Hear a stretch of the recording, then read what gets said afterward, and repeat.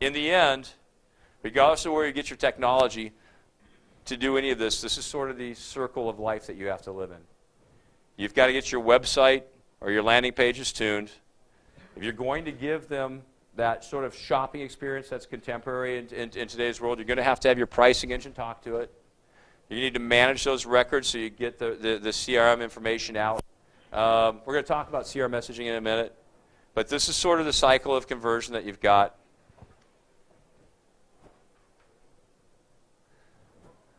So how many of you use CRMs right now as part of your business? How many of you put all of your new contacts into your CRM immediately? A couple. Okay. How many of you use your CRM to give your customers a call to action, to get them to the next start of your phase? How many of you guys? Okay. If you have a CRM and you're thinking, I'm not sure if I'm doing that, you're probably not using it as effectively as you should. It may not be a problem with your current CRM provider, but this is exactly what your CRM should be doing. Again, as part of this value proposition, the messaging that comes out of your CRM has got to be, again, that sort of timely, relative, and validated message and a call to action. You don't want to send a customer you've been talking to for 2 weeks about their loan an email out of your CRM that says, hey, I've still been trying to reach you. You know, that doesn't make them feel very good. So your CRM has to be tied to your lead manager so that when that customer moves next, they went from somebody you hadn't got a hold of to somebody you talked to today. You didn't get their application. Mark them in contact. They get an email automatically out of your CRM. Thanks for your time today. A couple days later, they're still in contact. We haven't got that application yet. Hey, you know, we started the first part of your application. If you'd like to pick off where we left off, give me a call, and so on.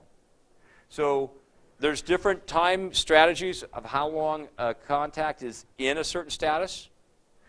If somebody you're talking to about a mortgage never moves forward, they were engaged, and then they disengaged, and you thought there was a loan there, you think there's a pretty good chance that they might have gone down the road with somebody else? So there's different ways of wiring your CRM to say, this is the length of time I think on average it's going to take me to get this customer to go next. And if there's a fail point, I'm going to give it an entirely different message.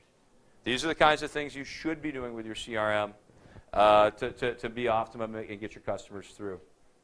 And in the end, if you do all this, you can lead by intelligent design. You know, if you put all this together, whether you use LoanTek or not, you know, you can make loans and you can grow your pipeline. Don't get too far out in front of yourselves with your ROI and your investments, right? Because leads are expensive. Your average lead shop, you know, even individuals, I think if they start getting into this, they're going to spend $500 to $1,000 just to get started. You know, branches, you know, some branches $2,000 to $3,000 a month, some $20, $30. It depends how big you scale it. Don't get too out in front of it until you got the tools to manage it. And if you manage it, you invest in it, you should get intelligent ROI out of it.